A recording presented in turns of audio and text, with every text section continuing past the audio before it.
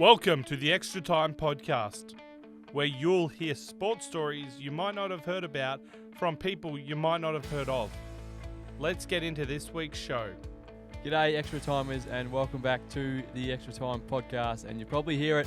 It's back. We are back, Woods. And that cheer is back in my voice because my boy, Maxi Verstappen, is back on the top step. He took out the Japanese Grand Prix over the weekend. If you didn't hear, well, now you know. But if you did, you probably would have if you follow me or the podcast. What a race it was. Back to his best. And I'm very happy. And my Hawks didn't quite get the job done, but the job that they did do was sensational. So finally, after a couple of weeks of sorrow, Woods, I was back to my best self. Absolutely cheerful.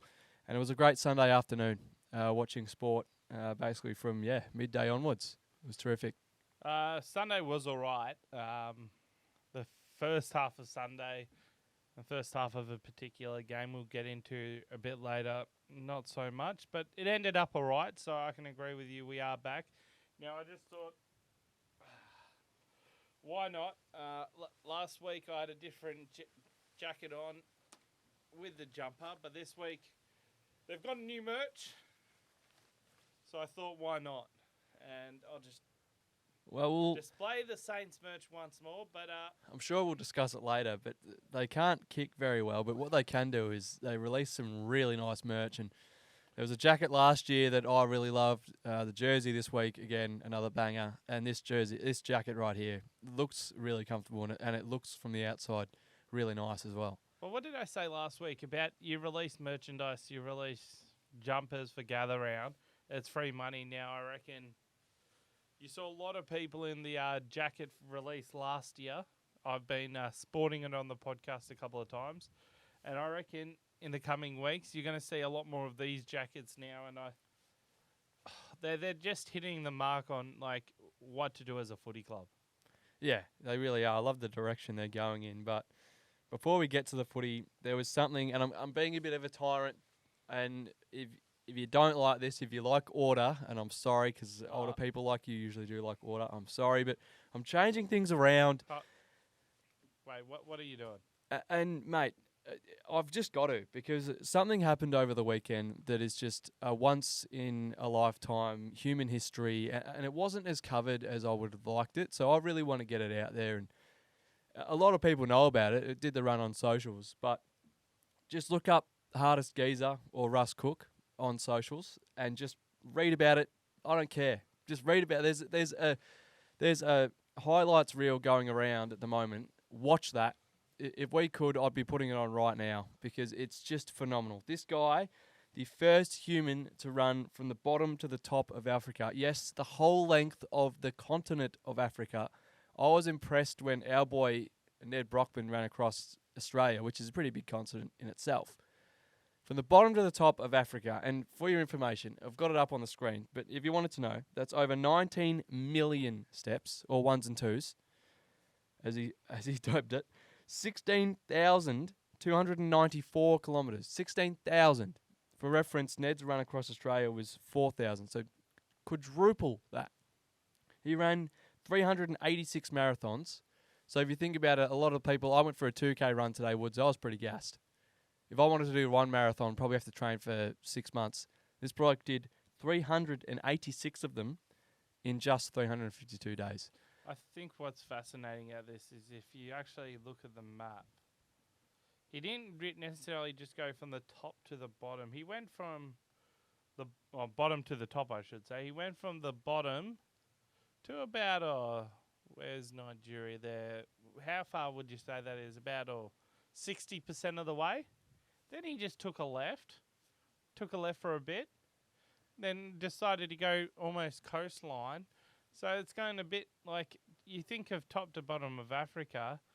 I think he's done a little bit more than that if you stretch it out. He's ran around half the perimeter, which is, it's really unfathomable for the normal mind. And I use the word normal because this is superhuman, but just, and you might just think, he just ran around the coast like it was pretty easy. But I was reading up on him because it's genuinely is to me something that will always stand the test of time for.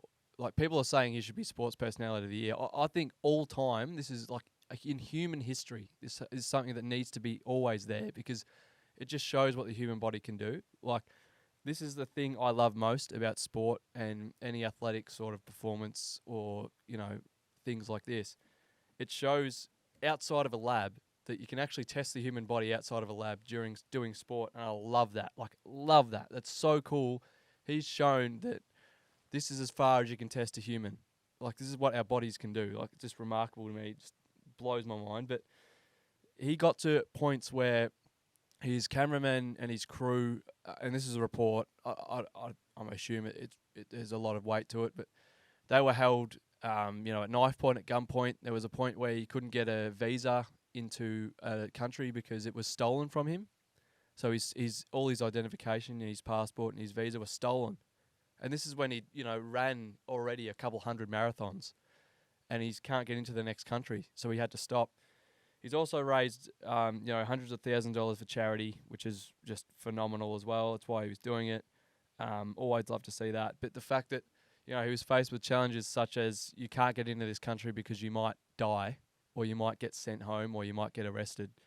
I was saying the other day, like, Ned's was mind-numbingly, incredible. And I'll never not credit Ned and look up to Ned and be inspired by Ned. But he didn't have to go through, customs and losing all this stuff and being threatened with his life. He was held, at gunpoint and the like. So just all around, there's no words really to describe it, but I just want to take this in, and I wanted to put it at the start of the pod because it is beyond inspirational, and it just shows what humans can do. This guy, what makes it even more inspirational for me is like his story. Like he was struggling. Like he wasn't doing well in his life. He didn't really want to be. He wasn't happy. He was struggling with alcohol and things like that. And he just decided, no, I'm going to change it, and I'm going to go out and do something that has never been done before. But not never been done before as in I'm just going to swim, a couple k's across this cold river and everything. Like, I'm going to run from the bottom to the top of Africa. It's just crazy when you talk about it, and shows what our bodies can do if you push it. And he kept his personality through it as well, like the big red beard. Looks like yourself. Love that. And then at the end here, just a man in his daiquiri. Like, that's just as if like he's not just achieved something that will go down in human history forever as like. Oh, it's incredible. On the trophy cabinet of this is what this species can do. So he's my weekly wonder. Yes, he's not an Aussie. He's British, but it doesn't matter. He's a human, and it's the biggest weekly wonder I reckon I've ever had. So I had to put that at the start. Sorry to ruin the show, but congratulations to Russ. Phenomenal. And I hope if you get time, go onto his Instagram account, and there's quite a remarkable highlights reel of that. But yeah, over 16,000 Ks, 186 marathons in just under a year of running. Remarkable. But something that was pretty cool as well, not quite as tough as Russ's run, was Gather Round over the weekend. And the teams didn't quite go as far, but they went far and wide across the state of South Australia and around the city of Adelaide Woods. How'd you see it? It's a celebration of football, I think, is the best way to describe it. Had some good games. You had some substandard games. But all in all, I mean, one of the biggest, I think, criticisms going into it was why have Collingwood Hawthorn at Gather Round? Obviously, Jack Ginnivan, that storyline, but I think it was the perfect way to end the round. Yes, it would have been great to have 90,000 at the G, Collingwood Hawthorn, but Collingwood Hawthorn at Adelaide Oval, that really did turn on.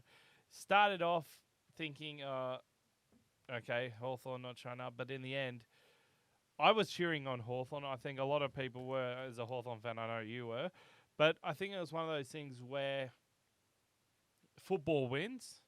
It doesn't matter if your team necessarily won, just looking at the results, and we'll talk about them very shortly, but I think it was one of those things where there are a few factors in going into it, and I'm sure we'll describe that with bad kicking. But all in all, few great games. Only got to watch a few of them, but St Kilda we'll discuss that as well with the first half. But yeah, how did you see it? I thought it was way better than it was going to be. It really surpassed my expectations. I just thought it was, another round of footy. Not really sure what all the hoopla is about, but just phenomenal from the first game to the last. I reckon every single game had its own character. I thought they were all like great to watch in their own sense, which is what you want. You want them to all be different. I did love how, and I wasn't over there, like I said last week, I was watching from Victoria, but I did love how all the games were spaced out in a timely manner that, you could probably get to them all. And for someone watching from home, like, that was pretty cool, having a game finish, having 15 minutes, and then there's another game instead of that sort of double up. Yeah. There was only a couple of those, which was pretty cool. You don't usually get that. I thought it's great. It was great to see all the colour and things like that. And, it's good to see Adelaide turn it on because you don't usually see that. You usually just see, the Port games and the Adelaide games. Like, oh, yeah, but I love that country feel. And I went on about it last week. And it was exactly what I thought that would be, which was great at Norwood and Mount Barker. And there's obviously improvements. I think each year they run it, things will get better. I'm fully supportive of Adelaide and Port Adelaide playing each other in gather round. I think having a showdown, maybe on the Thursday night or the last game of the weekend or something like that would really have it kick off. But, they deserve it. Like, they're a great state. They're never going to get the Grand Prix back if you're, if you're Victorian. Well, I certainly hope not. So let them have that. I think we're not meant to mention that in front of South Australians because I don't know how long it is, but they're still salty about not having that. Yeah, but and at the moment, like this year, they're having their Las Vegas phase. They've got, pretty sure they've still got Live. They had gather round again this week. Coming, the athletics nationals are in Adelaide, so there's a lot happening there, and it's great for them. I thought it was phenomenal. I love how they do it. It's just a bit something different. Love the jerseys as well. Woods, Giants, West Coast, Saints, and Freo. Probably don't want to talk about that game too much for obvious reasons, but I wanted to highlight just quickly. I should have got a photo of the great man.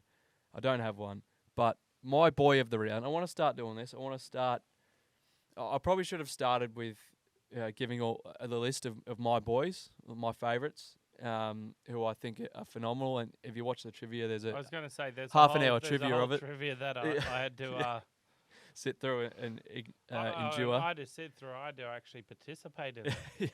Yeah, but one of them on the weekend, the start of the season, and everyone will just say, "Oh yeah, you're making this up." Yeah. Says who? Like, who? You need evidence that you said this. But the end of last season, the start of this season, I said that Western Bulldogs' most important player is not Marcus Bontempelli. It is Tom Liberatore, and he is like everything. He's everything I want in a footballer. He's so important to them.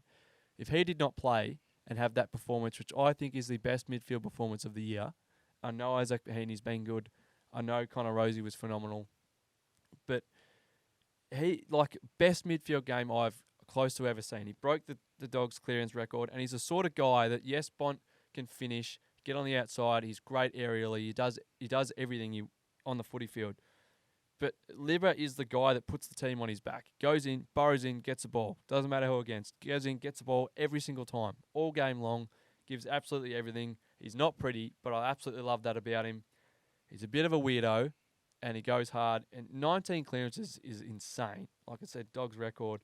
Kicked a goal as well, and literally tried his mightest. And if it was a one-man game, the Dogs would have won because that one man was an absolute hero on the weekend. So I just had to highlight Libba. He's my boy of the week. Insane performance. I didn't catch all of it, but yeah, just when the whips were cracking that second half, and a lot of the Dogs were, as usual, passengers. He was everything for them, and the 1-2 punch with him and Libba him and Bont is quite remarkable to watch at times, and I think whatever happens with the Dogs this year, if Libba's in this form, I think they can probably go pretty far, and they've got to hold on to him. I mean, I don't know what happens at the end of this year. It'll be results dependent, but yeah, I'd definitely, if I was another club, try and get this bloke. I don't know what his contract situation is either, but the other thing I saw during the week on SEN was he's never actually earned an All-Australian blazer. He was close last year. Man, if he has even 3 more games half as good as this one, you've got to give it to him.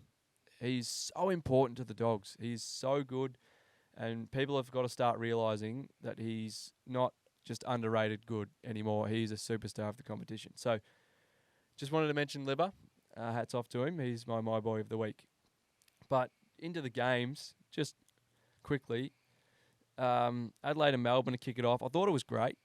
I thought, obviously, like I said before, Port and Adelaide might be a better option, but I thought it was great. There was a lot on the line. You love a Thursday night game where teams have a lot on the line. But really, from the outset, I think it was the bravery and the courage of Stephen May to be out there with completely busted ribs. Like, the man is a star. Like, he's honestly hard as nails. He's a star. And then when the track man, Christian Petrarca, gets going, I mean, what else do you really do? His cooking obviously gets him fueled up enough to just bully people. And they were able to run away with it. And maybe Woods, I'm going to tease it, I'm not going to go into it now, but maybe, just maybe, if the Crows could kick the football, they might have got that win that they needed. I'm just going to say it. I'm going to say it. I was making sure, like, I know there was a few things that were said 8:15 in a group chat. It was 8:15 and 10:18, so 18:32 for that game. At one point, Adelaide were 3-8. Commentators were saying there was a little bit of wind. Oh, I doubt it. It looked pretty good to me. Perfect conditions at the Adelaide Oval, and the home side with everyone coming to their town. 8:15. Anyway, we'll get back to that later. The Lions took care of North, and this was never really close. Joe Danaher, hats off to him. He kicked another 5 goals, as he did last year against the same side. Maybe if he could kick the ball any good, he would have had 10. He kicked 5 forwards. If you ask me, that's still bad football. Anyway, he had 20 disposals as well. So well done to him. North, I was really high on them to start the year. Obviously, Brisbane were a sleeping beast, and they copped the brunt of it to the tune of 70 points. And then I thought after that we were going to tune in on Friday night and see a game that was much closer with two teams that had proven for year after year that this is going to be their year, and they always fall away and they never achieve anything. I thought this is a blockbuster of teams. One of these teams is finally going to put their foot down and go, look, we're the team. We're actually going to prove something this year. And I thought it'd be at the end, like it'll go right to the end. And Essendon just, again, I couldn't even imagine being a Bombers fan. It puts my Saints to shame that we played them the week prior and then Essendon dish out that. It was awful. It really was. And not to discredit Port Adelaide, they were just phenomenal. And I was pretty harsh on this guy. And this is, again, constructive criticism or bullying, whatever you want to call it. I, called him inconsistent. I called him soft, not that good, at the start. Thought Butters was better. Connor Rosé, you're welcome. I mean, that was it wasn't that great to watch. That almost made up for the game being completely lopsided, because watching him play, along with Butters and the Hornet, that was just a class act. And people are saying they're the best 3 in the comp. Don't know about that, but boy, it was great to watch. I reckon they're the most cohesive. Well, they're all, when you get guys that come in around the same years, 1-2 years apart, and they all they've been able to bond really well, been able to do damage, and I mean, they say, especially when, Rosie's your sort of inside outside skills, speed, run up and down the field. Butters is inside nuts, throws everything at it, and then the Hornet does both. Like, they gel from each other perfectly. Yeah. I do feel for Zach Merritt. I mean, the guy, what more can he do? He's such a good captain. He just captains a team that sometimes lets him down. And they let him down the weekend. Another 69-point loss. So they're almost identical scores too. So we almost had 2 identical scores, Woods, which is pretty cool for those Boffins at home. 1 point off. 1 point off. 112 to 42 and 111 to 42. Either way, 2 smashings. But it was 16-16, 6-6 to 17-9, 6-6. So Port Adelaide, I reckon, were the first team. They were actually the first team to be a positive out of the 6 teams. They're going to get a mention. I know you're going to bring it up, but I just thought I'd mention that. It's great. Absolutely great. The next morning, everyone had a bit of lunch and thought, oh, there's going to be 3 in a row, there's going to be floggings. And all of a sudden, Fish was wetting his pants. He was in trouble because the West Coast Eagles had rocked up to play. Well, And they had the lead to half-time. Unfortunately, they're a bit young, couldn't sustain it, and the Swans ran out 26-point I winners. reckon But it you was love to something see do that. with what they were wearing. They were wearing the old 90s AFL logo, the old 90s kit. I love it. I want to see more of that. I want to see that logo out every gather round. And they were playing like a different team entirely. Exactly. And I think that has to be the jersey. it wasn't the first time I'll be saying that about this round. The old AFL logo just brought them back to the West Coast Eagles of old that actually had a bit of heart. And it was great to see Harley really come out and show himself. But Errol Goulden, I mean, it just seemed like every mid that was the best for their team just decided to kick snags. He kicked 2-2, so I'm not real happy with it. But great performance from him. And the Swans, I don't know. I'd be a little bit worried. I mean, I was really high on them at the start of the year. I thought, flag favourites, the way they play, but it isn't sustainable. Like that pressure they were showing at the start of the year against the Pies and Melbourne, maybe it isn't sustainable for the whole year, but good enough to get the job done. And then, well, we had daylight robbery at the Adelaide Oval straight after that, and there's no other way to say that. But I will say, it doesn't matter how you win them. I don't want to sound like I don't want to say the words, but a Baggers fan here, a something Baggers fan here. But you got to win them however you can win them. And I said it a few weeks ago. They played North last week, wasn't close. But a few weeks ago when they had the bye, I said, could this team be the Collingwood of 2022? Could they be? Like, they've won another close one. This one, yes, if you take that completely preposterous goal at the end, it's it's a 2 or 3 point game, and they've found ways to win the game at the end. There were controversial umpiring decisions, and I think if you're an AFL fan, if you're a sports fan, you will say that about any game you watch. If you lose, you'll be like, it's the umpires, these decisions. I hate that words. Oh, I hate it. I hate it as well. Hate people that do that. I hate it as well because at the end of the day, umpires are human. And you go, okay, they missed a few decisions, they got a few wrong, okay. Stuff like that, okay, you can point out a bit more. But then I'll go, okay, well, what about... honestly, this was a game I didn't watch, so I can't actually do it. But you could point out... Yeah, you've got to go back. Point out contests throughout the game. It's like, well, what about that thing in the first quarter? What about the second quarter? And that's all Freo can do. Yeah. And I feel for them. And yes, it was a horrible decision. 1, it was touched, yes. 2, it was a horrible decision, potentially, because maybe Jordan Clark wasn't talking to the umpire. Yes, sure. And maybe that free should have been in the middle and you would have had a chance. Okay. But it's the same in any sport. When people go, oh, that call cooked us in a basketball game when there's 10 seconds left. They always look at the yes, you had time to get a shot off after, but what happened 10 seconds before that? Like, there's so much more game. Yeah. And what Freo have to do is they can't go back and analyse, like, oh, well, maybe if the umpire did this. And all I've seen is the analysis of Luke Jackson's contest. So there was about a minute to go. This is when Freo was still up. And they played such a good game to win that game. But right up until then, all I could see was Carlton are going to win this game. In the third quarter, when it was still close and Freo had the lead, but Carlton were bringing it back, Carlton are going to win this game because it was exactly like watching Collingwood in 2022. You just knew, oh no, they've run out of petrol. Yeah. They're ahead, but they've run out of petrol, and they've got a dragon breathing down on them. Yeah. And it was that last minute inside Carlton's forward 50. It was like Essendon and St Kilda the week prior. Yeah. I was watching it, I'm like, Essendon ran over the top of us. They wanted it more, but it's also, you look at it and you can go, oh, well, what about that thing or that thing in the last few plays? But it's, look at it as a whole, it's like, well, hold on, our kicking. And that's generally what it will be, is kicking, poor turnovers. And if you look at that, rather than blaming the umpires, and yes, okay, putting a bit onto the players, but it's actually going, well, yeah, there's a bit more to it. It's come to a point these days where things are so close and it's so important to win close games. And I keep beating the same drum, but Collingwood If they didn't win their close games in 22, they don't make it to a prelim.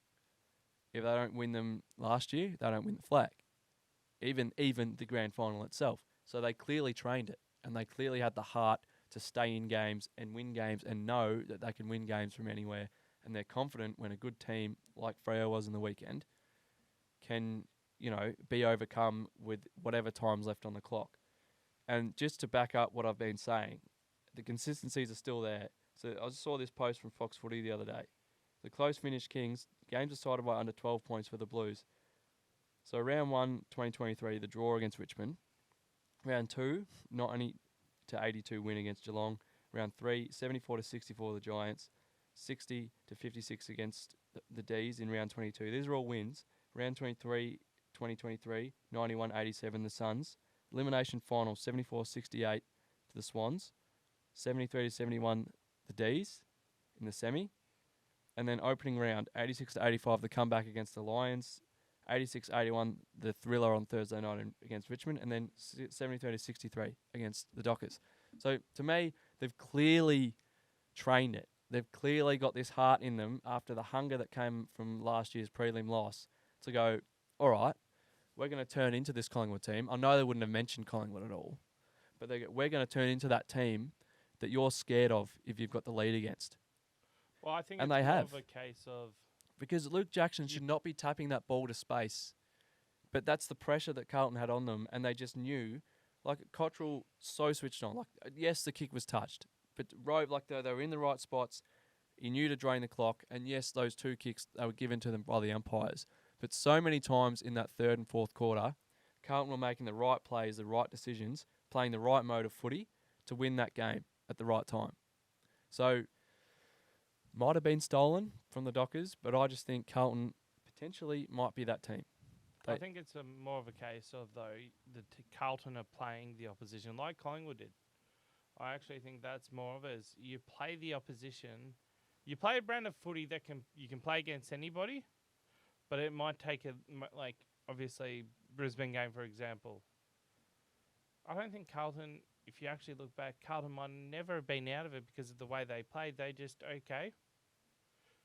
flicked the switch and then went, it doesn't matter how much we're behind here. We know we play our brand of footy against you guys. We'll let you run off your legs early, get that lead, but then we'll just reel you in. I'm like that's the way sometimes you have to play footy because it's. I think, as they say, it's not a sprint. It's a marathon. Yeah. Like you've got. And I think they used to get finish line. The last few years. They used to get worried in fourth quarters because they were so stressed on winning. Like all they wanted to do was win. Yeah. Like they didn't want to lose anymore, so they got stressed. This year they're just so much smarter. They're so mature, and I think that finals run is so crucial to that. Like it just speaks volumes, those 2 close wins in the finals, because this year's Carlton in the fourth quarter are just so confident. Like they're so confident, they're so composed, they're smarter, and it's that maturity to not worry and go, oh, what if we don't lose this? It's very hard to play against, and we saw that with Collingwood the last 2 years. So I think there's something in that. But something else that there's something in is the Cats. And I was talking to one of my mates, and he might be watching the show, Bud, had a good chat about the Cats, and I reckon they're the real deal too, Woods. I reckon they had their year where they've finally gone down and didn't make a run, and they're back. Because to put away a team like the Dogs, which offensively are really strong, probably the best midfield performance you'll see all year, and it happens every week, and it's not annoying to me, but it's just such a wonder. So I'll read out to you. Marcus Bontempelli, 35 disposals. Tom Liberatore, 35 disposals. Adam Treloar, 37 disposals. Even Tim English had 17. And the first year player, Riley Sanders, had 23. Your midfield's getting so much ball, you're losing the game. Tom Liberatore is having a monumental, probably almost best of the year performance for anyone. Bontempelli's 35, 10 tackles, 7 clearances. Treloar, 37 and a goal. All of them kicking goals, and they don't win the game. And that just shows, talk about maturity, been here before, know their game, trust their game so well. It's the Cats. That they just won that game, not bothering about what the Dogs are doing. Yeah, Bont, you can have your 35, have your 37. They threw Jezza to a wing, probably because he was kicking like an absolute dog. 2-4, Darty, come on, you're better than that. And I know he'll be listening, and he'll kick 6 straight against the North this week. And I hope you do, because I love you. He'll kick 10 goals. I hope he does. But 2 goals for, that's no good. So they sent him to the wing, and he had 27. But they've just got... They're like the old Sydney teams that you thought, oh, yeah, they're done now. They've made finals, they're done. And they just bring in these rookies, and they're all really good. Absolutely love Ollie Dempsey. Gives everything. Like Tanner Bruhn, been phenomenal this year in the midfield. These guys you don't really know about. Means Danger can just chill out. But I still think Jeremy Cameron is, like, when on, best player in the comp. But yeah, not much more on that game other than, like, just smart, slick, classy win from the Cats. So yeah, I think they can really go deep this year, the team from Detroit. But Sunday's action was tremendous. And it started with the Suns and the Giants, the Expansion Cup, which we'll talk about later in the old belt segment. But the Suns looked so good, and it was such a close game, and I really thought they were going to steal it, but just the almighty power of this year's Giants in the end ran away. The skipper, almighty skipper, kicked 5, had a bit of a field day, but just it made me so happy, Woods, just to watch, and I know we'll talk about it a bit later, but just to watch these 2 young teams and all the talent they have go at it. It was such a really good game of footy to watch, like the quality, the speed. The goal kicking wasn't too bad either, which was a bit of a cherry on top.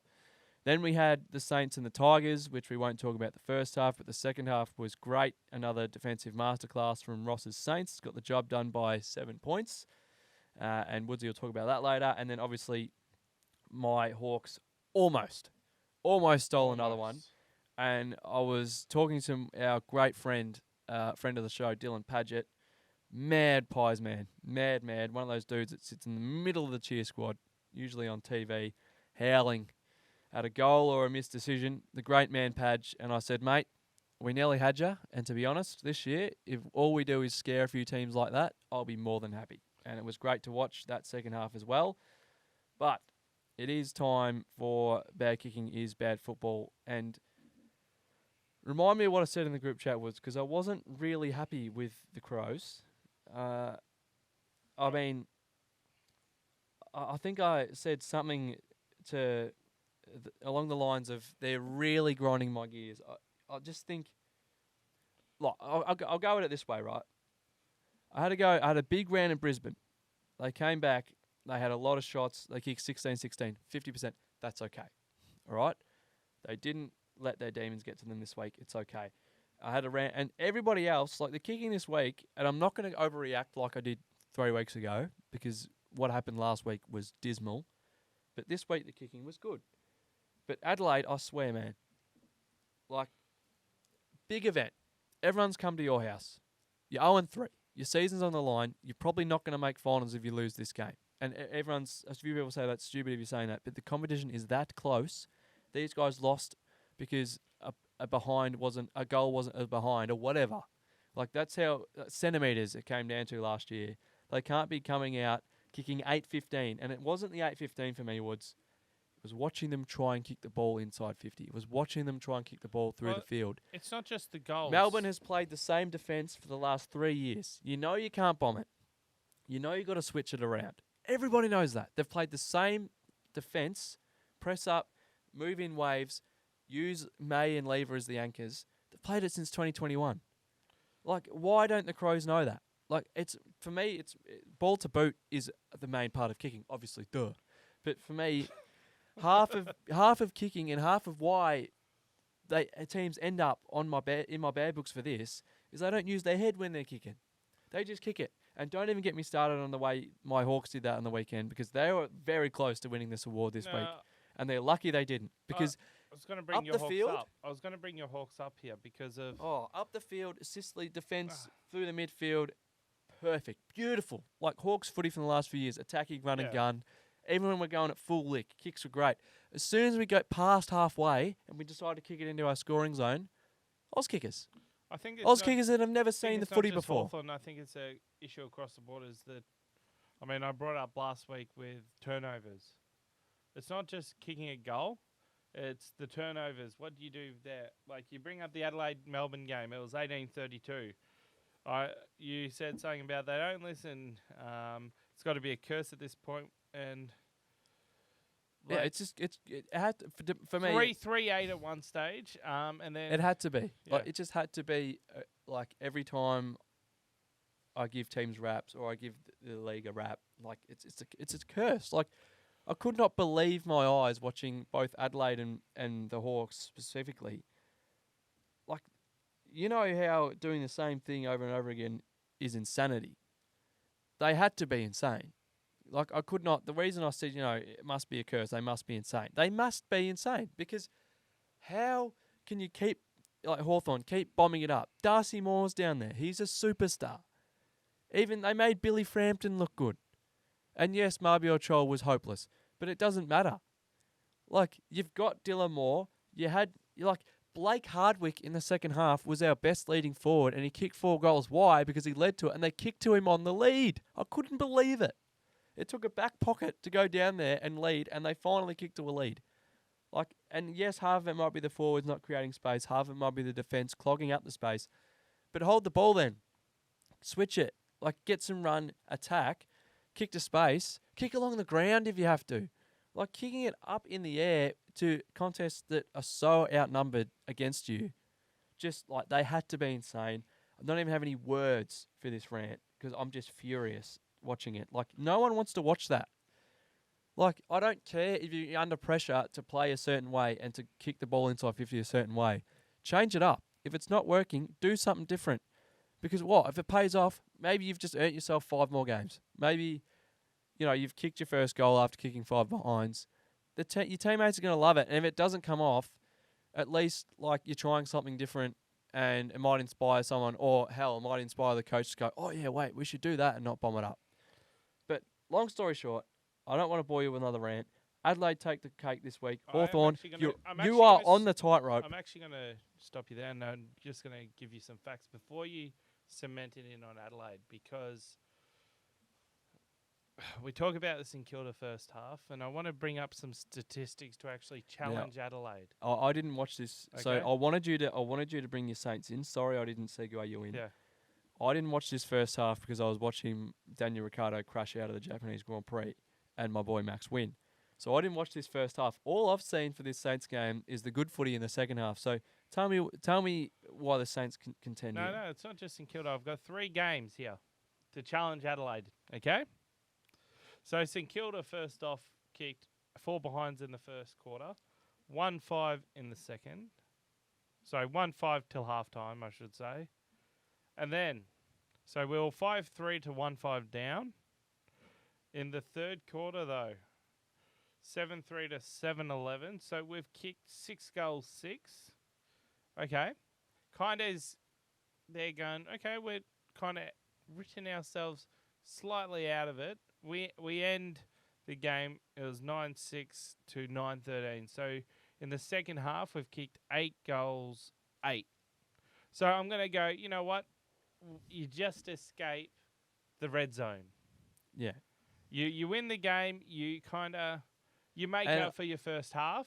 I've got to be honest, I've got to put St Kilda in somewhat of a different category because, and this is not, like, when a lot of people talk about St Kilda, they say this in a bad way, but I actually really admire it because they play the game differently. And they play such a defensive game, but it's so stout that all you need to, like you said, you kicked 1 goal to halftime. You've got 11 points on the board, but you're still in the game because Richmond have had 8 shots, but they're on 30. Like, they've only had 8 shots. Like, the worm is completely in their favour. The ball was in their favour. You've missed your shots. Most teams, the way they play, like Hawthorn, for example, the way Hawthorn play run and gun, attack at every opportunity, they'd be 10 goals down. But the way that Ross coaches the Saints, they're so good defensively that even if you miss your shots and you're failing offensively in a game, you're always still in it, or not always, but almost always still in the game. It's sometimes very frustrating to watch, very boring to watch. Yeah. But the reason you were still in the game is because you're so good defensively. The only problem is because there's so much focus on that and there's such clogging defensively, sometimes it's hard to score. And when the Saints don't score, it turns into a very ugly kicking game. But they were a contender now that I read it. I mean, 1-5, 7-11, 9-3, never improved. Yeah, So no, it's not great but football, but it was great defence and a good win. Look at it differently. Don't just look at the scoreline. Break the game Well, down a the little. second half that I saw was got, great footy. yeah, which I've got two other candidates here. So I'll go Hawthorn Collingwood game next. Okay, so this is the one that also doesn't quite make the point of what I'm going to try and go for. Now, at halftime, the scores were 9-4 to 3-2. Good game in terms of the scoreline differentials. This Collingwood only kicked 2 more goals. They kicked after halftime 2-7. So they almost kicked themselves out of the game. Hawthorn kicked 8-4 in the second half. 4 of those was from Blake Hardwick, like I said. So phenomenal. This is where I'm going, okay? And I could be Collingwood. angry about that. I'm actually not going Hawthorn here. I'm going Collingwood. They almost kicked themselves out of the game. I will say about this Hawks game, just filled my heart with pride. Like Yeah. it's just pride because we were getting, handed to us at halftime. The old Pies were back. I was like, this team's just too good. How are they 0-3? But like they just dig in. Like Sam Mitchell is an absolute genius, and the way he's got them playing and the heart that they played with in the second half. Usually, it's our first half. Like usually Hawthorn's second quarters up until the weekend hadn't lost one. I don't think.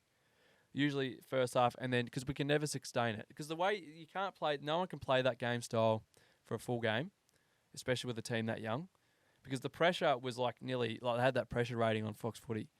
It was nearly at 220, 230. Like it was insane. Like everything was pressured. Collingwood couldn't move. It was like that game last year when we beat them, but that only happened for a half. And you can't possibly play that for fourth quarters with a team that's so young because they're gassed. Like you can't. Their skills will be horrible. But that second half, it's all I want to see from them. I can't speak higher of them. Every single bloke on the field was just like a lunatic going at the footy, laying tackles. Great to see Timmer kick 4. It was just very frustrating to see the entries. And we had more entries. We had 53 inside 50s to 47. 53. We kicked straighter, but we had more entries. So that tells you that the stats, like you said, don't always tell the whole story. If we kicked better inside 50, we would have taken more marks, taken more shots, won the game by 5 goals. And that didn't happen. That can be I'll said put a lot that of the down time, to development, but if it happens again, I'll be very pissed off. Yeah. Because, man, like that is frustrating. Yes, Collingwood did their best to choke, but when you're under that pressure, I give them a mulligan for that. And I'll say that it's, the Hawks' pressure was immense and, it happens a lot. But maybe they've lost, on the other hand, like I was talking about Carlton before, maybe they've lost that ability to, they did win this game, I know, but maybe they've lost that maturity, that confidence late in the game to go, we can still win from here. We didn't really see it in the first few weeks when they lost all those games. So, bit of an interesting one there. Loved the performance from the Hawks. Really thought we were going to steal it. We would have, maybe, Macca, if you kicked that goal at the end. Maybe, just saying. But I'll leave it. But that was another one where I went, okay. Yeah, I was like, Worthy the candidate. Collingwood side of it, things, when you actually break it down. Now, obviously, you've given it to Adelaide, right? So I'll break down Adelaide first. They were 2-5, 3-8, 6-9, 8-15. 6 more inside 50s too. So you lost the game by 15 points. So you go 3-8 to 8-15. Just looking at the breakdown in the second half, right? So that's 5-7, right? Melbourne 6-7. They were 2 goals straight, 6-7 at halftime. So they've kicked 4-7 in the second quarter. All kinds of ugly. Then 10-13. So they've kicked 4-6. And then in the last quarter, they were 10-18. So they've kicked 5 behinds. In the second half alone, they kicked 4-11. I will say, though, someone I absolutely love, and I've mentioned this on Bad Kicking is Bad Football before, Bailey Fritsch, 3 straight. Like, the man is back. He knows his kick. If you listen to my commentary of the West Kibby comp, said it on the weekend a few weeks ago about a young fella that plays for Inverloch Comwhack, Tate Cumming, superstar. Love Tate. He just knows his kick. like you just knew, like it bends back. BT Yeah. talks about it all the time with Tomahawk. Frida just knows he's like it's just so straight. I don't know, something about him. Maybe it's his big hair. Maybe it's, he's just lanky left footer. But it was so nice to watch, and they were clean. He had 8 disposals, but he kicked 3 straight, and he kicked them when they needed them. And they were saying like he's one of those guys when he gets going and he's kicking straight, he can win games for Melbourne off his own boot in the fourth quarter on loan, and that's what he did. And he taught the rest of them how to bloody do it, really. But I think what my point is, I want a joint award here. I want Adelaide and Melbourne to both win it, because when you have a game and it's 18-32, It's not great. I think that's where you got to kind of give it to them both. I'll think about it. I think I'm still going to go with the Crows, just because Melbourne's movement when it was on was still great. Adelaide's never really got going. But something else I wanted to mention before we end the Bad King is Bad Football segment. Something I was watching the North and Brisbane game. Don't know why. Just thought I'd watch it. Had nothing better to do. No, I shouldn't be that rude to North. But I heard when Nick Larkey was lining up for goal that he has an over 70% kicking accuracy for his career, which is among the highest for someone who's played so many games, which is remarkable. And I just had to mention that because I absolutely love that. And love that. Well done, Suva. We need more people like Suva. Suva and Bailey Fritsch. But I also heard Dwayne Russell, or it might have been Dermott, say something on the lines of he's got a weird strategy. So apparently he says this is Suva's strategy, and the bloke kicks it over 70. So you got to listen to him. Maybe a few of these guys, Darty, listen to him. 4 or 5, whatever it was, awful. Anyway, Suva says if you kick it at 80 or 90%, it'll correct itself in the air more times than not. It was funny because they were saying that, and then he kicked one and he absolutely shanked it. But he kicked his other goal, so that's fine. But I just thought that was interesting. So maybe clubs could try that. We saw the Dogs trying blindfolded goal kicking over the week. Not sure that really worked for them. It was a bit weird, but I don't know why they did that. But hey, I love the strategies to improve this because you got to get me off your back. I don't want to be on your back, but it will be.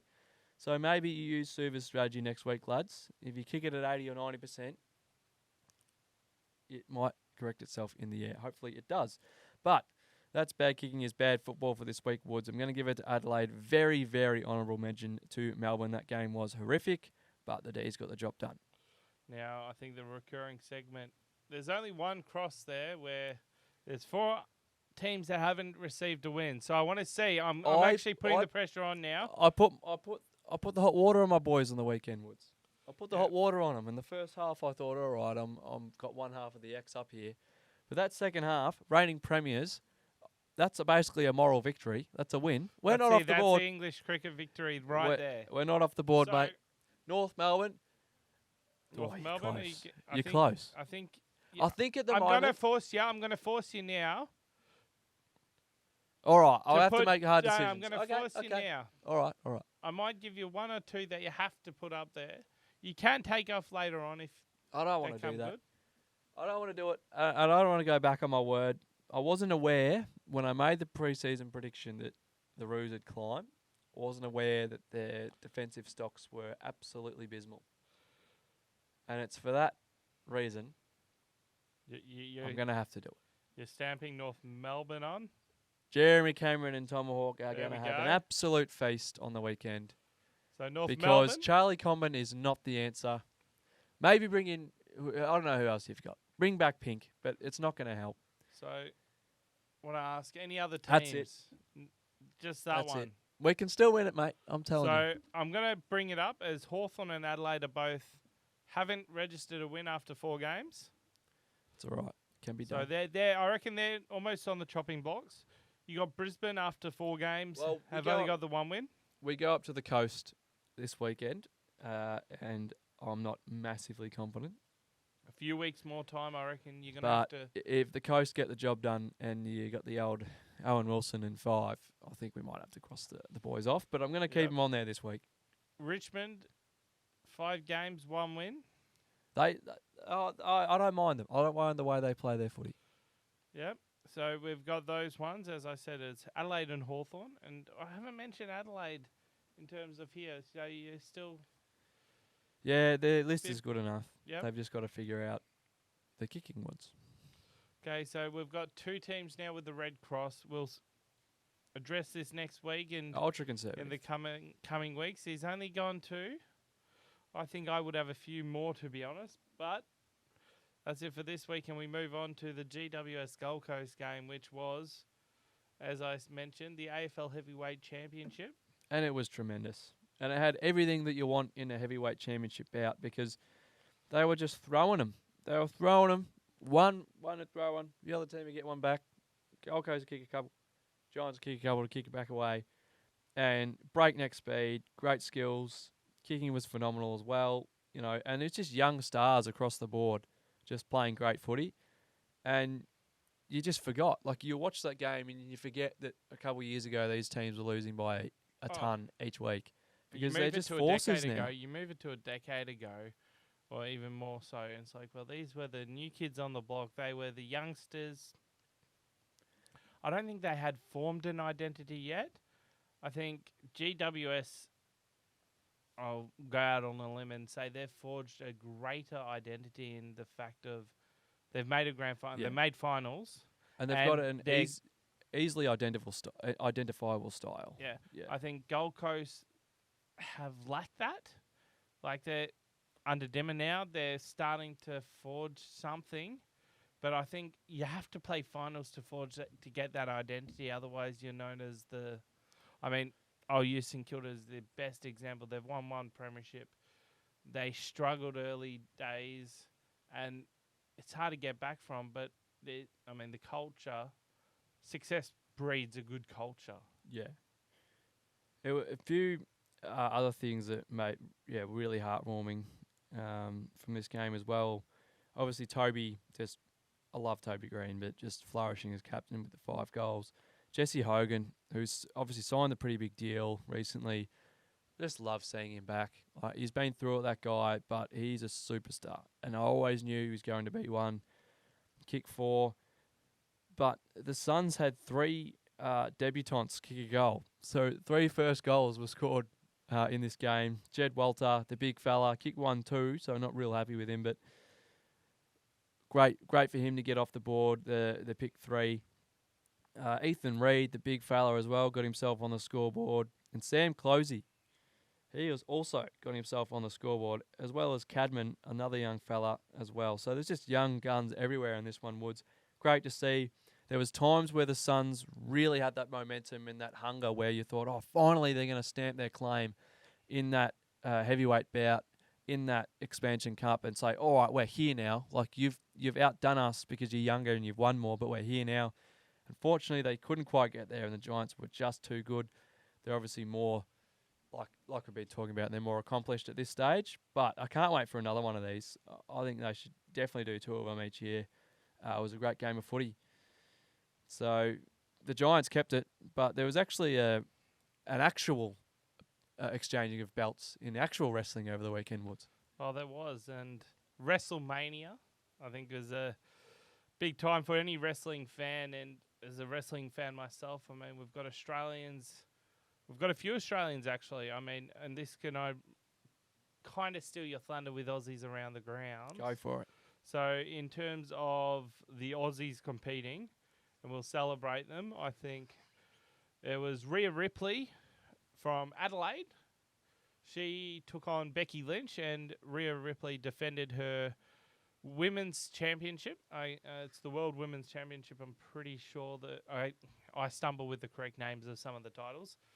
On SmackDown before WrestleMania, Bronson Reed, he won the Andre the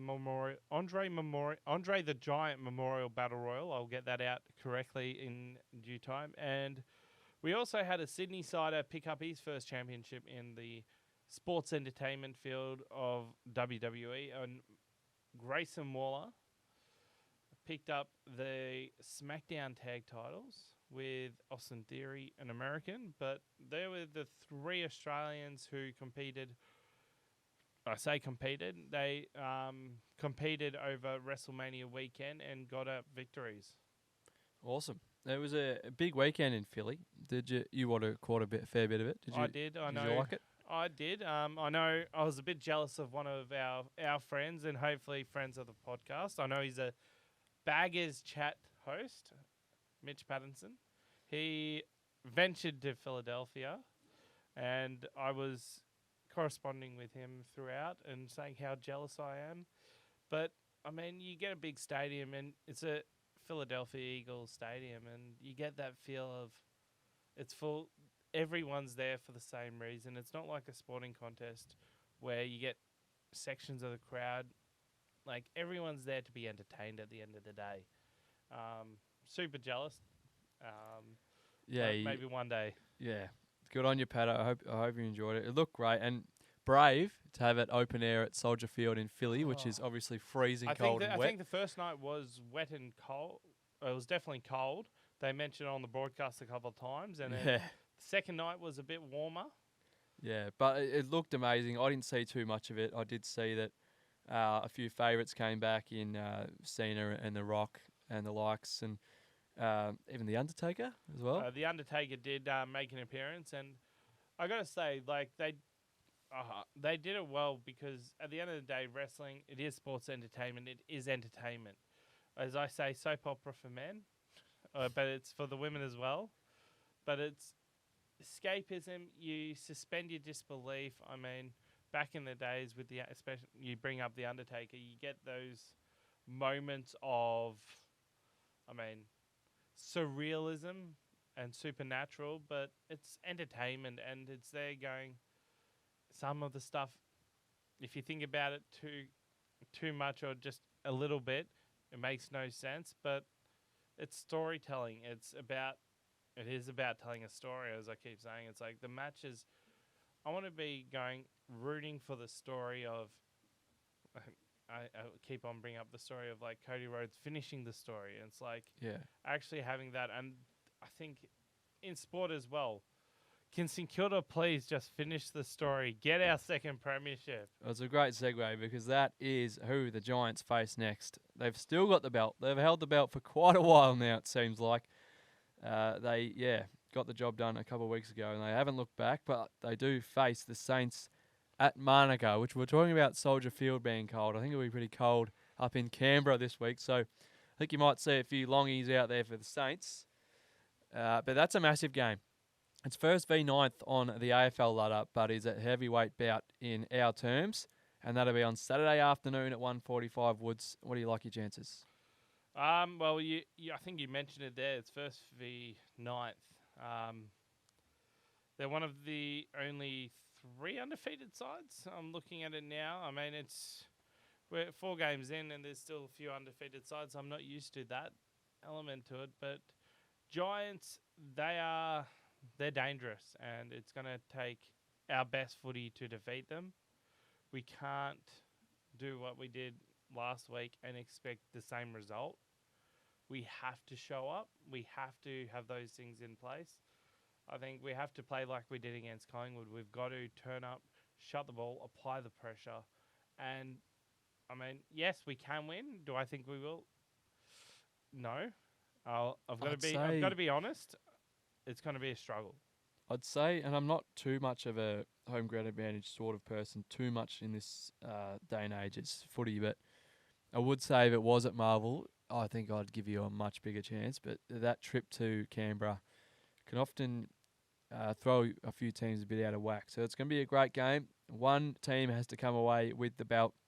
It'll either be the Giants once again or the Saints as the new champion. But who did you have for the game of the round, Woods? I reckon, well, there's heaps. I really liked the round. It was really good games across the board. I liked the Hawks and the Pies, but our first half probably put me off a bit. I didn't mind. I think that's the thing, though. I'm going to cut you off there and say I think that's the reason why. Because you actually had Hawthorn come back. It ended. It ended gather round spectacularly. I did like the Suns and Giants have to be on there as well, just for the quality of footy that was played. It was good to see West Coast play pretty well, but I'm actually going to go with the Cats and the Dogs. That's the one game I actually missed out on watching. Yeah. But seeing the result. But happy with either that or the Pies and the Hawks. 2 great games of footy. Well, I think if it was a good game of footy, and just looking at it now, it's hard to go past it actually because it wasn't bad kicking in terms of the scoreline. They're both above that 50% mark. Yeah, I think good contest. It's hard to go past that. I mean, Dogs were within reaching distance all night. Collingwood Hawthorn, you had Collingwood dominate the first half. Hawthorn claw back in the second. So I reckon Cats Dogs is a good choice. Yeah, and I'm happy. Like I said, happy with either. It was a very successful gather round. I'm sure. Yeah, the whole league will be very happy with it, and I hope the city of Adelaide enjoyed it. But I think we've yapped on about footy for long enough, Woods. So this week, not too many other segments on the show, but I will highlight a few things quickly from the NBL, and I'm not going to drown on and sob for you anymore because I don't really want to talk about it. But I did mention this a few weeks ago. Before Game 5, I'm pretty sure I was just saying, look, United are worried because they know that this might be their last chance. And I said that for a reason, because they had so many players and all of their best players, all of their star players and their award winners, world beaters like I call them, very likely to leave. And I didn't think they'd all leave, but that's looking like the way it might happen at this stage. Obviously, Hook Porty, he's gone back to Europe. He's going to test his test the NBA draft, and good on him. He's a chance. He is a genuine chance. So that was always going to happen. So Ariel Hook Porty's gone. But during the week, just yesterday, I was at work, and I saw the news that Joe Luala-Chul is also going to head over to America, overseas. I'm not sure, actually, I'm not even sure he said America, but overseas to play. So that's Melbourne United's two big men. They're two superstar big men. All of their height is now off the roster at this stage in time, Woods. So I really don't know what United are going to look like next year, and I'm quite worried about it at this stage. Still early days, obviously. Ages before the season starts. There's an eternity left, as Dwayne Russell would say. But I'm not sure what they'll look like at this stage. I'm not sure what Delhi's going to do. Shayley, you know that CG is going to be there, but bloke can't do it on his own. But my question my question with it is, and you can answer this in the comments if you want. We don't have to talk about it here, Woods. But I don't understand why players keep going to play overseas once they have a good season in the NBL. I don't get it, because the NBL is proven to be just a step down from the NBA. It is that good now that it is top 3 leagues in the world. And I get players going over to the States. I get going over there, trying your hand at the G League, trying to make it into the NBA itself, going over to play college if you're a bit younger and that's what you want to do. But going over to play anywhere else, I don't understand it. I don't know why, unless maybe you're a native. That's okay. But if you're having a good season in the NBL, you want to keep developing your basketball, and obviously everyone has the dream of getting to America. Keep playing in the NBL because it's so exposed now. It's such good basketball. I don't know why people leave, but that's just a little pet peeve I of think mine. it's the money factor. I mean, you look at European basketball, you look at, as you mentioned, G League. What's the NBL doing to retain them in terms of the money? And obviously, for money, you need sponsors. For sponsors, Yeah. you need. I think There's a though, lot of factors into it, but they're going as a non. I mean, okay, I'm not a could be, basketball yeah. fan. I'm there going, well, there's China, there's the Middle East now that are starting up. And, I mean, Yeah. you look at soccer, you look at I football think- as they call it, but you look at basketball as well, and especially European nations, they have such good leagues and established leagues where the problem with the NBL is the history of it. In the last few years, they've rebuilt it.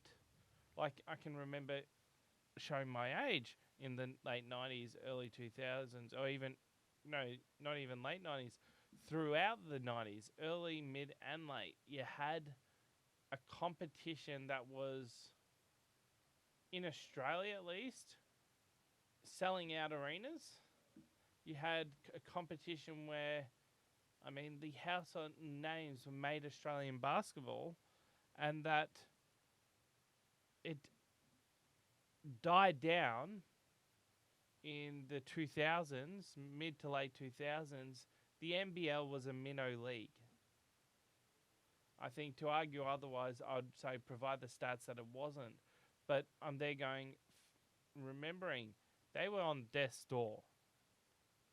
So they've built it up. And I think they're a few years away from what you're saying of actually being that direct second best competition. Well, I think they're there now, and I think money is fine, and it probably is a factor, yes. I think that, but that, I that think plays a big part in it. I think you're stupid to take it anywhere else, because if you go and take more money in China, in Europe, or in the Middle East, wherever, you're taking more money. Sure, that's fine, okay.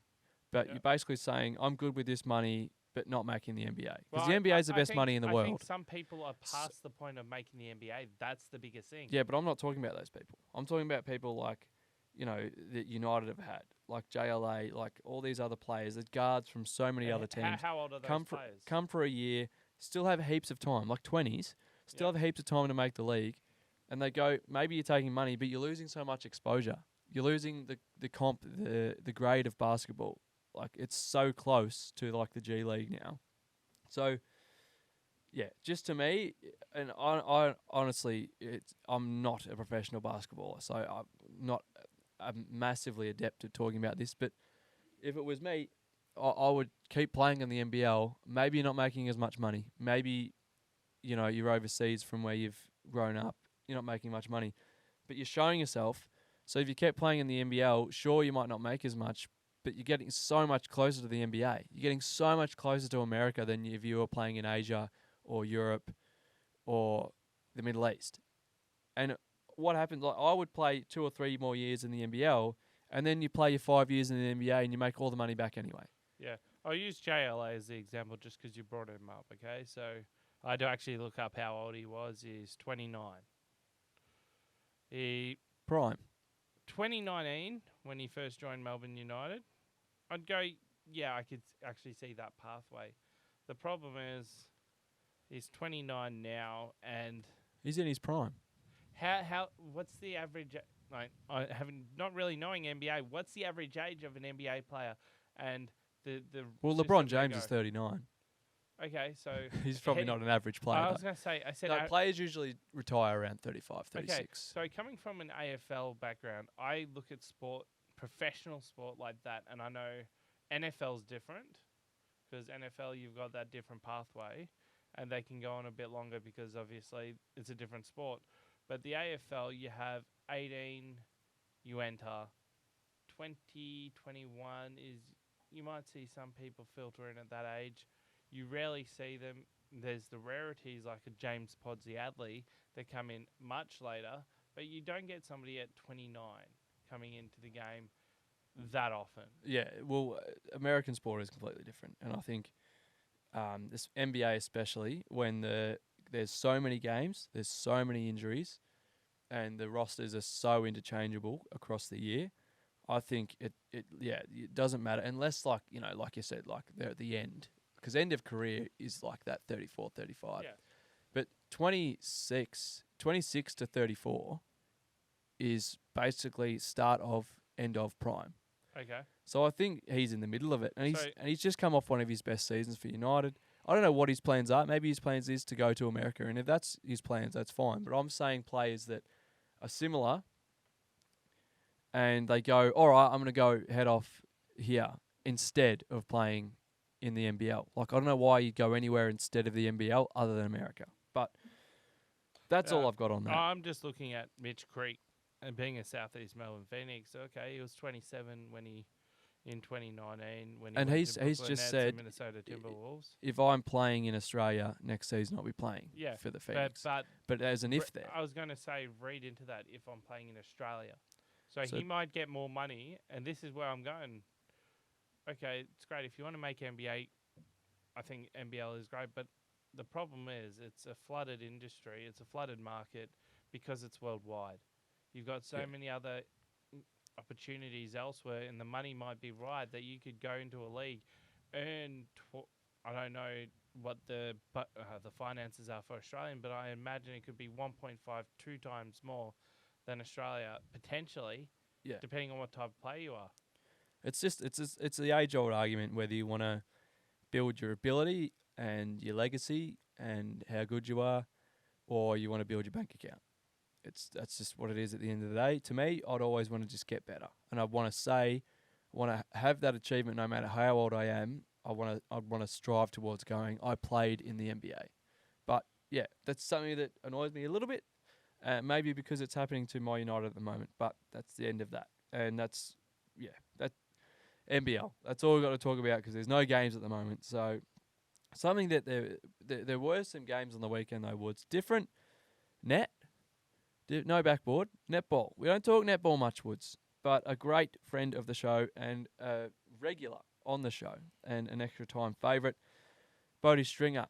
He has played in this before, bit of a star on the netball court for Victoria. He did play in, they've won a lot recently, he was saying. He didn't want me to really bring his name up, but I'm going to pot him because he's not here, and I don't mind doing that. I think his exact words, don't quote me on this, but Victoria have won. They've won like something crazy. 16 out of 15. 16 of the last 17. 15 or 14. Something crazy like that. Yeah, it's something phenomenal. And obviously we're talking about the Oz netball titles. And that one that they did lose, our man Bodie was playing in. So take from that what you will, but I don't know. Either way, he's a star. We love him. He did win one as well. He was quick to mention after that.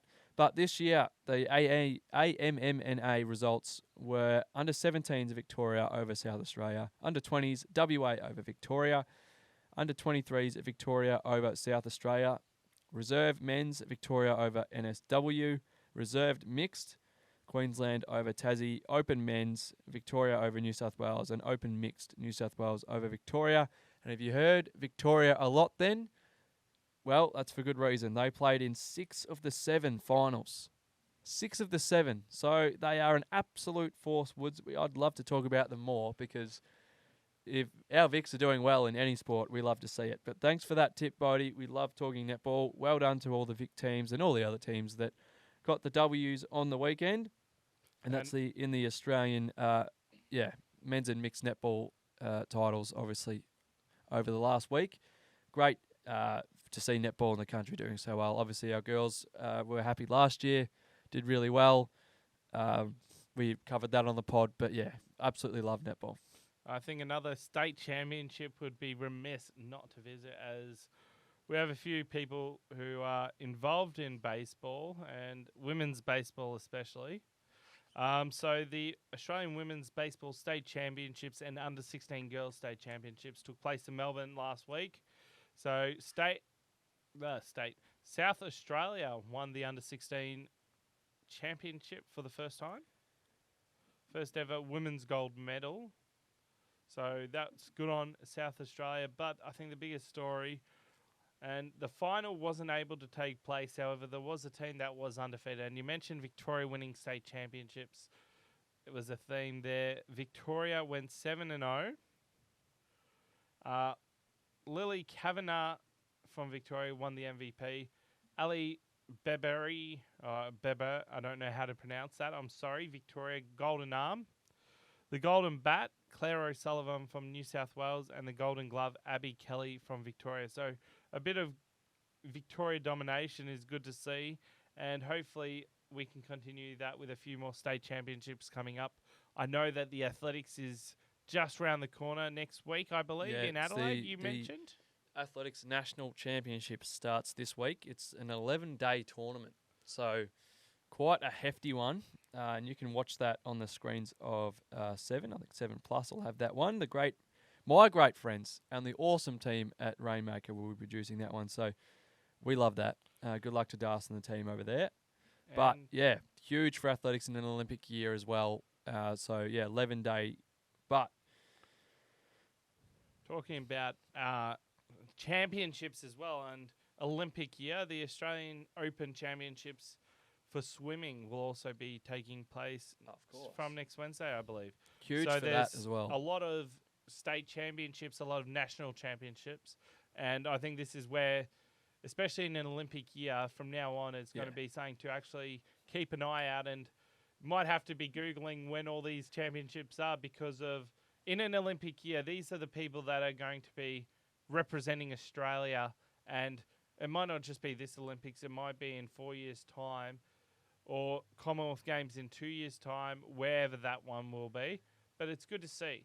Yeah, and you almost, as an athlete, I feel like would almost get more nervous for the champs than the Olympics, because basically you need to qualify for the Olympics, and you use that, but almost always through the champs. A few people do it earlier if you're good and you're in form, but yeah, especially with swimming, a lot of those teams we know are always chosen from the championships and who's in form and who's swimming the good times, and pretty similar with athletics. So very, like Wood said, be very smart to catch a bit of those if you're someone that's going to be tuning into the Olympics later in the year, because if you catch the championships, you see who's swimming the good times, who's running the good times and throwing the good distances and jumping the good distances, then you won't sound like an idiot come July, August when everyone's over in Paris and your partner's going, who's that? And you can go, oh, well, this guy did this because you watched both of these. I know I will be trying to tune into all of these along with all the other stuff. But yes, there'll be Aussies on the grounds of Australia before they go around the grounds to Paris. But around the grounds we go now, a lot of Aussies plying their trade on our Aussie grounds before they head around the grounds to Paris, hopefully towards the end of this year. And that's where we'll go right now, to Aussies around the grounds. I was a bit of a maniac earlier, and I've changed this up a little bit, but I do still have a weekly wonder that is still an Aussie. So if you've watched this far, you're welcome. I've given you a little prezi. The show is still in order.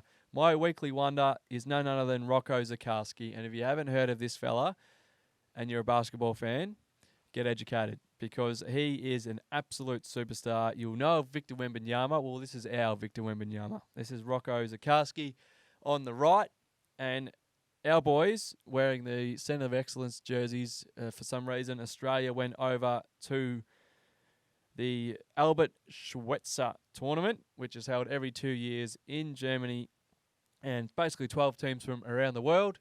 And it's a mini under-18 World Cup. And Rocco was adjudged the MVP, and the Aussies took away the gold medal with a 7-0 record. So basketball in this country, in the junior ranks, Woods, is in a beautiful position. Thank you to Paddy Mills and the boys for getting that bronze. It seems like everybody wants a piece of the game of basketball. I'm all for that. Obviously, it'd be really nice if we could go one better or two better in this year's Olympics. It's a long stretch, I know, but the reason that Rocco is my weekly wonder, the fella is about 7'2", 7'1". He's huge, right? He played for the Bullets as a development player this season in the NBL, and he's really developing his craft. Him and Roman, who's seated front here, some superstars from the state of Queensland who just continue to produce incredible talent on the basketball court. They sometimes get done by our Vics, but the talent that comes out of Queensland is remarkable. But Rocco, he's a genuine sniff of not only sniffing the NBA draft later this year, but I was talking to Slow-Mo Scargetta, another extra time regular, and we're thinking this big fella could see himself in a Boomers jersey in Paris. It could happen, because last time we played national basketball as a senior team, we were a bit undersized. Obviously, it didn't have the usuals. I think Baines was injured. We didn't really have Landale too much, and we really lacked that fire and aggression, rebounding the ball and inside. Do-Up Reith was great, but I think that's something we really need. So if Rocco can really get confident, maybe he gets drafted. I mean, this will give his confidence a great deal. Get a little bit stronger and really develop his game. I think he could really not only play, but play some decent minutes for Australia in the Olympics. So make sure you remember the name, Rocco Zikarsky. He's going to be something, and he's my weekly wonder. Next up, I'd like to go to Philly, where unlike last year's off-season, where your boy didn't quite get a contract, our other Aussie in Philly, Jordan Mailata, has signed a huge deal, and we love this because he is so important to them. And it's such a good move in NFL terms and Philadelphia terms, really, because they just signed superstar running back Saquon Barkley. They've just lost Hall of Fame center Jason Kelsey. So they really need to make sure this O-line is still one of the best in the league. And by signing our boy, I think they have. So congratulations to Jordy.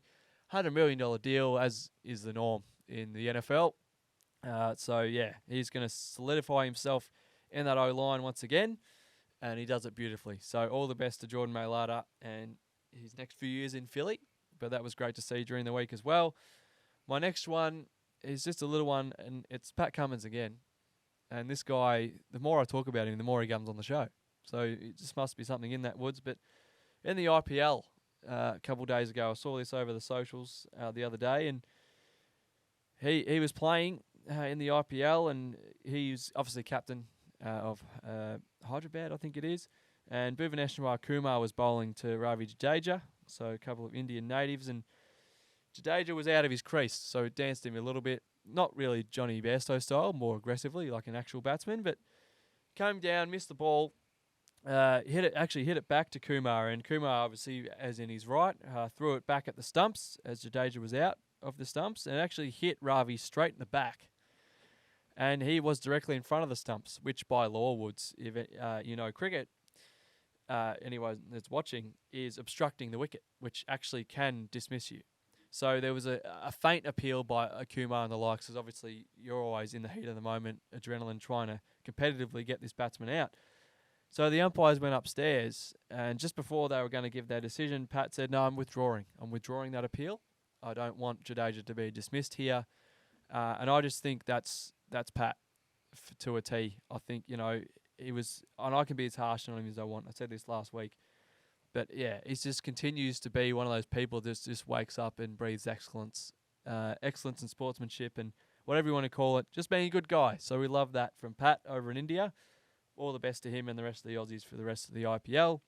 Something else that I just before he came on air, Jack White, the boy from Tegon, a superstar basketballer. He was on United's roster, another one of those ones that's plying his trade in the States. He's just signed a 10-day contract with the Memphis Grizzlies. So great to see Jackie White back in the NBA.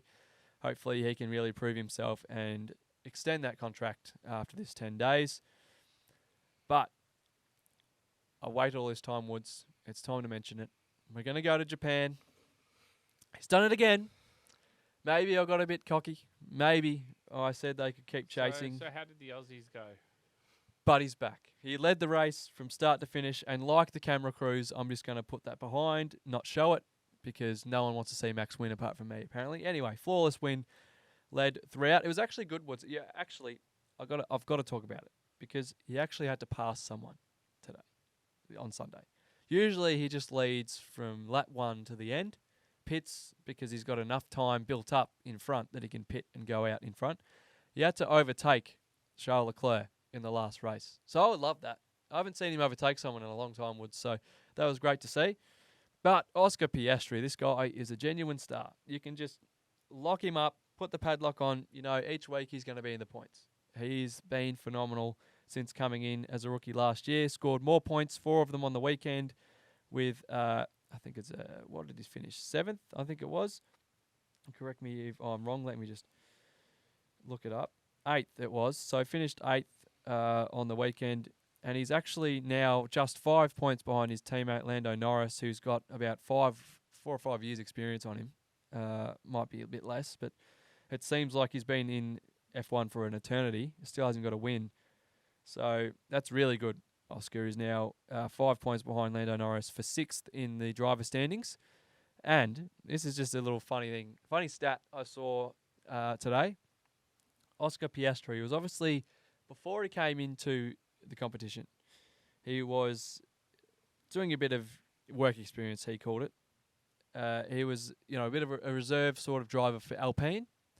And Alpine thought they'd signed him when Alonso was leaving, Fernando Alonso. Famously, Oscar came out and said, "This is against my will. I've signed nothing of the sort. I will not be driving for Alpine." Embarrassed the pants off them.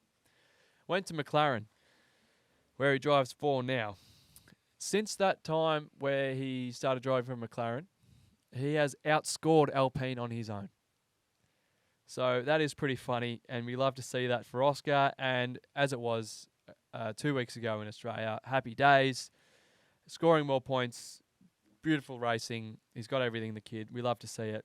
On the other end of the stick, have you read my article about our other Aussie, Danny Ricciardo, not quite sunny and happy as it is for Oscar Still on the Piastri. chopping block? He definitely still is on the chopping block. He was really not in the race at all. Unfortunately, he got through turn one.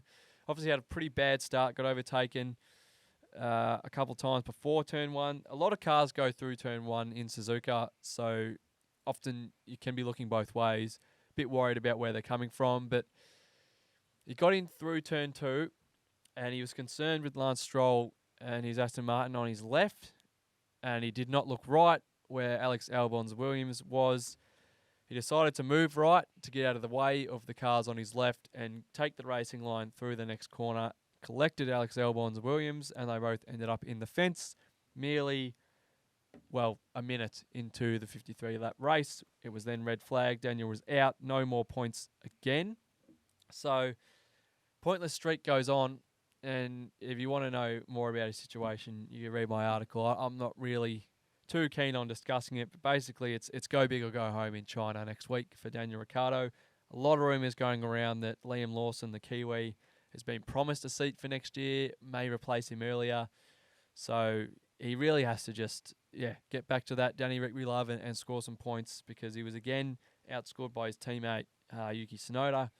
So it's all going downhill for him, but we know in true Danny Rick and Aussie fashion, he'll fight and keep on fighting. But that was F1. The next race is back in China after about 4 years, which would be great. Another good time slot for us Aussies, as was last week. So I'll be very excited for that. A week off this week. Something else I did see across the socials, and it was actually sent to us, Woods. Great friend of the show. Regular guest until he decided that work is more important. Noah Fisher, the great man, sent us a video, and I absolutely love this. It made me smile because for him, it's as good as gold. Love seeing it for someone else who's a avid podcaster like we are. Massive Aston Villa fan. Obviously, Aston Villa, the team in the English Premier League. Huge Aston Villa fan, the Fish. Has a podcast called Coupe de Villa. Make sure you check it out as well if you're a fan of sport or soccer or Aston Villa or Fish. You want to see more of the Fish, that's where you can see him. He goes on his own podcast, not ours. Yep. Either way, him and a few boys talk Villa every week, talk about the games and whatnot, and it's great. Absolutely love it, so make sure you follow that one. But during the week, they got some love from Joe Gorcy, the backup goalkeeper. Almost said wicketkeeper. Goalkeeper for Aston Villa, who is an Aussie, and he gave them a little bit of a video, a bit of love.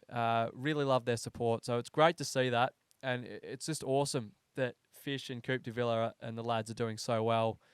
It's a great podcast, and it's not easy to do. And like Joe said, it's not easy to do across the way when games are so late at night. But yeah, it gave them a bit of love, and I thought we'd mention him on the podcast. So I'm just going to correct you now. I just had to do a bit of Google search on how to pronounce his surname. Good old Google is saying is Gauchi. So Joe, I'm sure Fisher will correct us if he'll I'm wrong or for you're that. wrong. He'll slam me for that, and I didn't use a Swan's sad photo this week, so I've been a bit slow. Either way, Joe is a great fella, gave the boys a lot of love, so well done to Fish. But yeah, I thought I'd mention him on Around the Grounds because he got transferred to the Villa, and he's backing up world-renowned and current FIFA World Cup champion, Emi Martinez from Argentina, who was phenomenal in that World Cup, and let people know about it, which we love. So great for him to learn off Emi and play his craft in the EPL. So well done to Joe. Well done to the boys at Coupe de Villa. We love to see that. That's what Aussies Around the Grounds is all about. But this week, obviously, we have more footy, round 5 action. We've got Melbourne and the Brisbane Lions, and I'll be at this one, Wood's going to be an absolute perler. Dogs and Bombers, and this is another one of those ones where it's, are you pretending or are you playing? I think that's a lot of the early days, though. You've got a lot of, St Kilda, this is a good match. You don't necessarily have to win, but you have to show up. Heavyweight bout is what he's talking about on the Saturday afternoon, early afternoon, Giants and Saints, Blues and Crows. And that's at Marvel, so the Blues probably shouldn't have too much of a worry with that one. This could be the nail in the coffin for Adelaide. It sure could. Adelaide lose, and I reckon my Red X would be going on Adelaide, but yours might just stay there for a few more weeks. We'll see. I'll have to watch that one back. Won't be able to watch that one live, but we'll watch it back. Saturday night sees the Suns at People First Stadium take on my Hawks, and then the Power and Freo, which is probably the game of the round early for me. I'll definitely be trying to watch this one because two of the best midfields in the comp, star forwards for Port against Alex Pearce, and the guns in defence for Freo, and another test for Freo as well. They'll probably stay in Adelaide. That one's at the Adelaide Oval. Cats and North will be an absolute bloodbath, you'd expect. I think Darty will have a field day, as he did a few years ago. And then West Coast and Richmond to round it out back in at Optus Stadium. Also, you've got the Athletics National Championships going on. NBA rounding up, almost the postseason as well. So make sure you catch all of that sport. And if you want to listen to some half-decent footy commentary, the West Gibby football netball competition is back this week in Woods. If anybody knows this comp, I don't think I've seen a better round on paper in my life. Is this round one or official round one? So we had a bit of an opening round sort of thing a couple of weeks ago. But all of these matchups are just mouth-watering. Like teams that we've got the rematch of the prelim. We've got Inverloch, Conwack and Warragul, which played off in elimination, always close. We've got Coralin and Phillip Island, which is perennially every single year under 10 points. Bunyip and Garfield, big rivalry game. Kurirup and Darlston, I think it is, and Kilcunda Bass and Curramborough-Bena. So all of those teams just live next to each other on the ladder for the last few years. So I cannot wait for that. If you're listening, you can catch it, 91.3 FM. You can catch me talking some yapping about footy, which I love doing as well. We'll be doing the Nanagoon Phillip Island game, preliminary final rematch. So great to see country footy back again.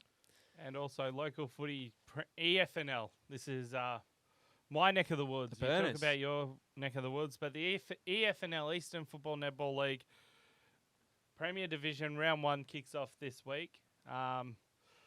I'll go off the other matches, then I'll mention the Burners match. But it's Bowen versus Norwood, Doncaster East versus Noble Park, Rowville versus Berwick, and South Croydon versus East Ringwood. But the match of the round, the old rivals, Blackburn versus Vermont. I almost say Vermont every time. I've got to make sure I don't when it's official. But Blackburn versus Vermont at Morden Park on Saturday. I won't be listening to your call of... Oh, that's all right. You can watch the Burners. And I've heard it's a great to sit in the rooms and watch the Burners down at Blackburn. And is it at Blackburn? It's at Moreton Park, which is Blackburn, and make sure you go down and have a beer with Woods. Red and black and a bit of purple and gold, I think, on the weekend. We love the red and black. It's going to be very, very hostile in some respects, but at the end of the day, it's all footy. We love the red and black, and I do have to make a correction. I was going through that fixture way too quickly off the top of the dome, and I will be at Nanagoon. They are playing Phillip Island. Then Phillip Island are not playing Coralin. Coralin are playing Tooradin Delmore, and I reckon I might do a bit of a double header. So I'm calling the Phillip Island and Nanagoon game, and then I might head over to Coralin because Coralin and Tooradin played in a 2-point thriller last year where Brent McCaffer kicked the winning goal for Tooradin. He's no longer there, but it's going to be a ripper. So make sure wherever you are around Australia or the world, you're catching all the sport, and then we'll be back with you next week as always. Until then, goodbye and enjoy.